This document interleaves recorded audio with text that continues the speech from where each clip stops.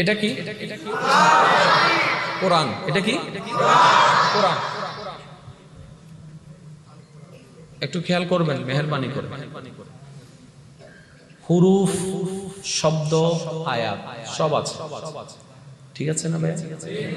আপনি আমি যখন একদম শিশু বাচ্চা ছিলাম তখনও যে কোরআন, এখনো সে কোরআন,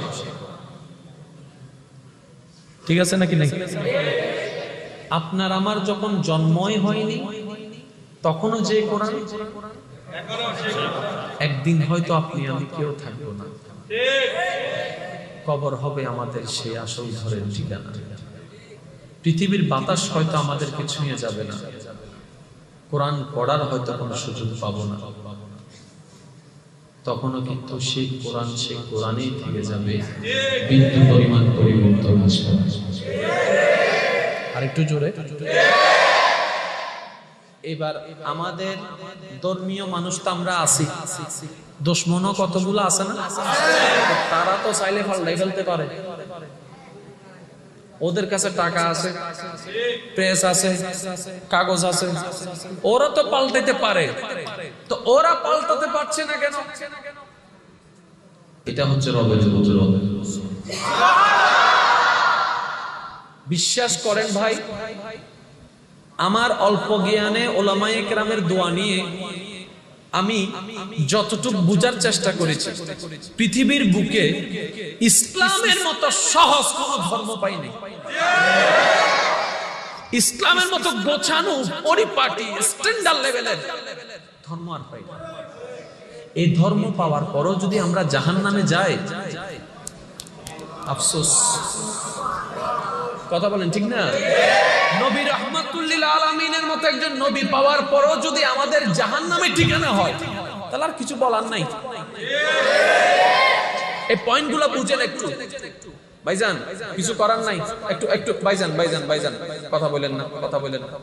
ওই যে বললাম আপনাদের ছোট্ট আওয়াজও কিন্তু এখানে বড় শোনাচ্ছে, আর আমি একটু পাগল টাইপের মানুষ, তো ছোট্ট আওয়াজ ওদিকে মন চলে যায়।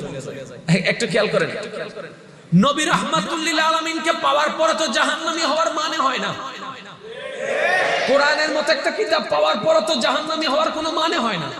কিন্তু আপনি আমি নিজের জীবনকে যদি একটু চক্ষু বন্ধ করে দেখি, দেখবো আমাদের জীবনে জাহান্নামী কাজগুলোই বেশি, জান্নাতি কাজ অনেক কম। প্রবলেমটা কোথায়? এগুলো যদি আমরা একটু ঠিক করতে পারি, প্রত্যেকটা মানুষের জীবন ইহকাল এবং পরকাল দুটোটাই সুন্দর হয়ে যাবে। এবার আসুন একটু মনোযোগ, এগুলো একটু জানার দরকার এবং বোঝার দরকার। সর্বপ্রথম সূরা দেখেন, সূরাতুল ফাতিহা। সূরাতুল, জোরে বলেন সূরাতুল।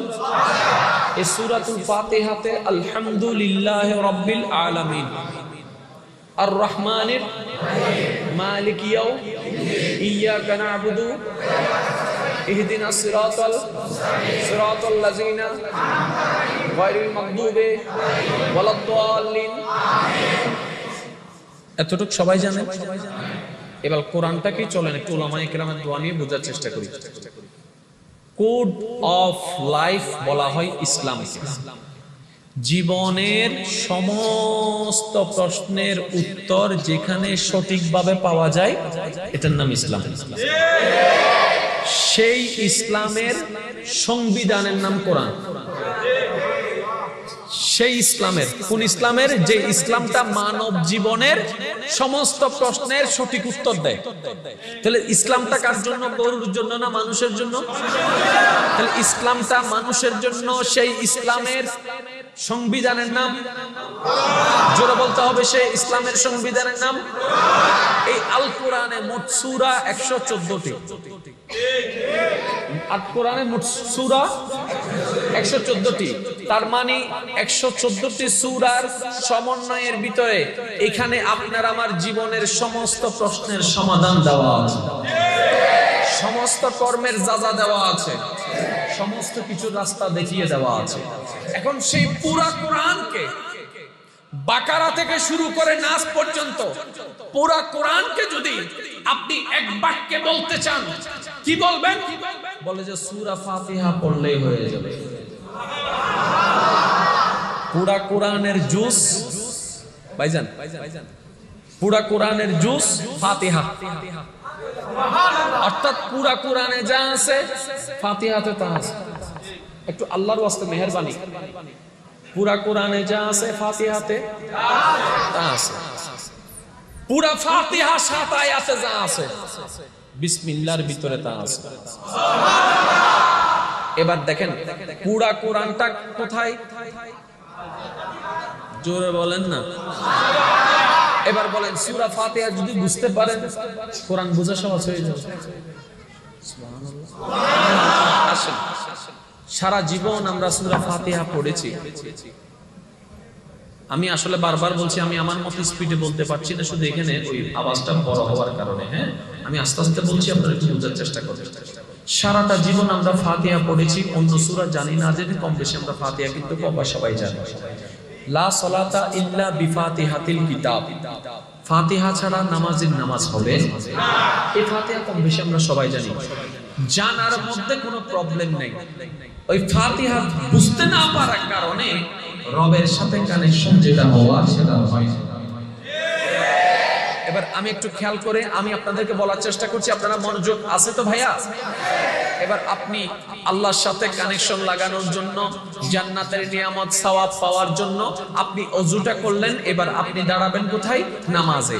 নামাজে দাঁড়ানোর সময় আপনি সর্বপ্রথম কিবলামুখী হয়ে আপনাকে কি করতে হবে? নিয়ত বাঁধতে হবে। আপনি এবার হাত তুলে নিয়ত বাঁধলেন। নিয়তটা বাঁধার পরে আপনি যে সূরাটা সর্বপ্রথম পড়ছেন সেটার নাম হচ্ছে সূরা ফাতিহা।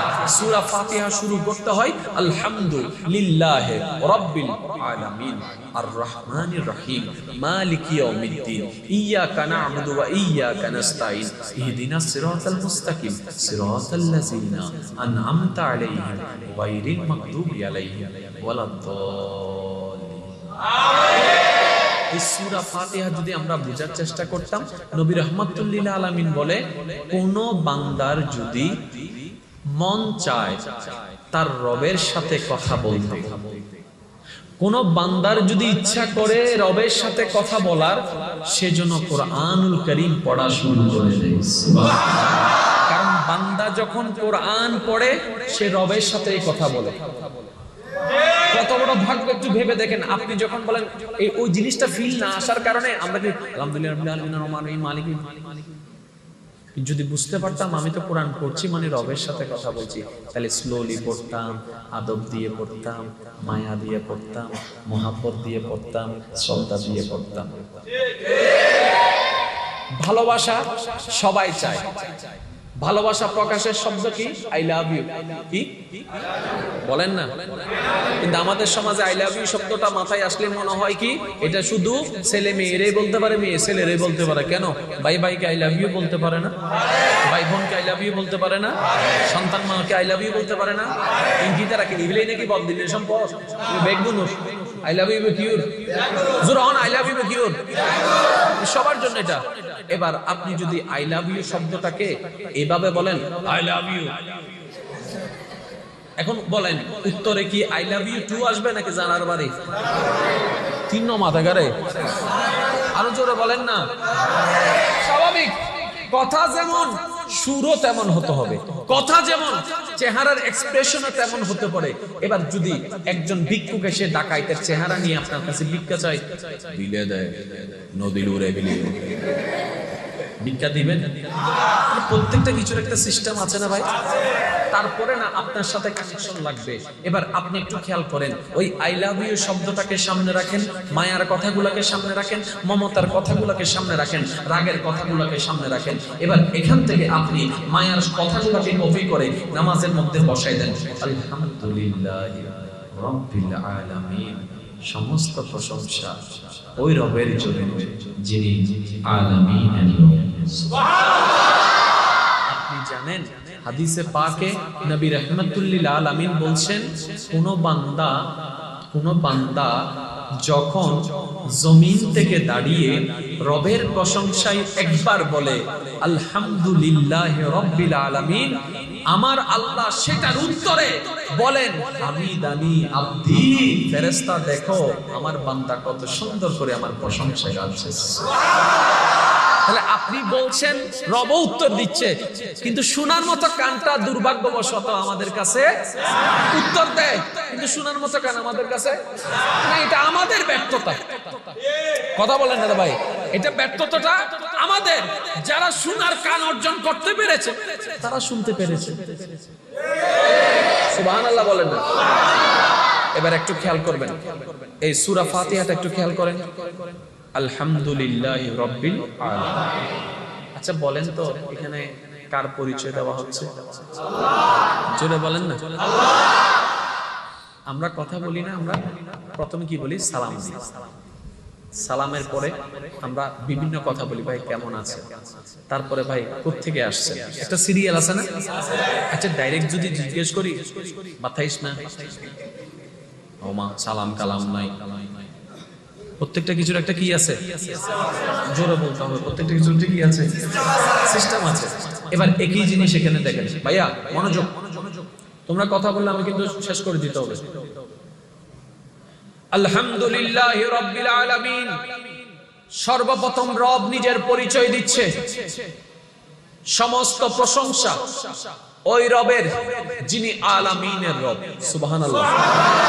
এবার আমরা জানি পৃথিবীর মানুষের একটা নিয়ম আছে, যার টাকা বেশি তার অহংকার বেশি, যার সম্পদ বেশি তার পা মাটিতে পড়ে না, যার সম্পত্তির কোনো অভাব নাই, যার পাওয়ারের কোনো অভাব নাই, তার কাছে পাশেও কেউ যেতে পারে না, তার দেমাগ ওই রকম, তার অহংকার ওই রকম। এবার বান্দা যখন আল্লাহর পরিচয় শিখতেছে, একটু খেয়াল করেন, বান্দা যখন আল্লাহর পরিচয় শিখতেছে, আপনার ছাত্র যখন আপনার থেকে আল্লাহর পরিচয় শিখতেছে, আপনার সন্তান যখন আপনার থেকে আপনার রবের পরিচয় শিখছে, আপনি আপনার সন্তানকে বললেন, ছাত্রকে বললেন আলহামদুলিল্লাহি রাব্বিল আলামিন, সমস্ত প্রশংসা ওই রবের যিনি আলামিনের রব, বিশ্ব ব্রহ্মাণ্ডের রব। সুবহানাল্লাহ বলেন না। বিশ্ব ব্রহ্মাণ্ডের রব, আসমান জীবন, আসমান জমিনের স্রষ্টা, আরশ কুরসির স্রষ্টা, লৌহ কলমের স্রষ্টা, জান্নাত জাহান্নামের যিনি স্রষ্টা, ওই আলামিনের রবের সমস্ত প্রশংসা। এবার বান্দার মনে মনে একটা প্রশ্ন আসতে পারে, যেহেতু তিনি আলামিনের রব, যেহেতু তিনি আলামিনের খালিক, যেহেতু তিনি আলামিনের মালিক, নিশ্চয়ই অনেক অহংকারী হবে, নিশ্চয়ই অনেক দেমাগী হবে, ওনার কাছেও তো যাওয়া সম্ভব না। এই ধারণাকে মিথ্যা করার জন্য রবই বলছেন, বান্দা আমাকে অহংকারী মনে করিও না, আর রহমান আর রহিম, আমি তো পরম করুণাময়, অসীম দয়ালু। আল্লাহ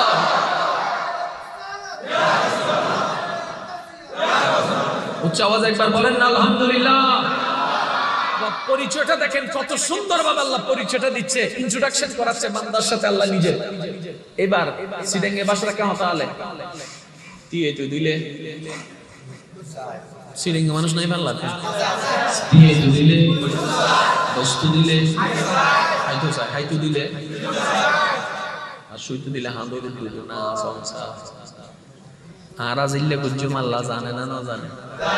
এবার বান্দাকে যখন আল্লাহ বলল আমি তো পরম করুণাময় অসীম দয়ালু, এবার বান্দা হতো আম তো দোষ করলেও তো কিছু করতো না, মাতো না বাজি, আমি অপরাধ করলেও তো কিছু করবে না, উনি তো দয়ার সাগর মায়ার সাগর, বাটপারি করবো যা মন চায় তা করবো, সুযোগ আমাকে দেওয়া হয়েছে যেহেতু উনি রহমান উনি রহিম।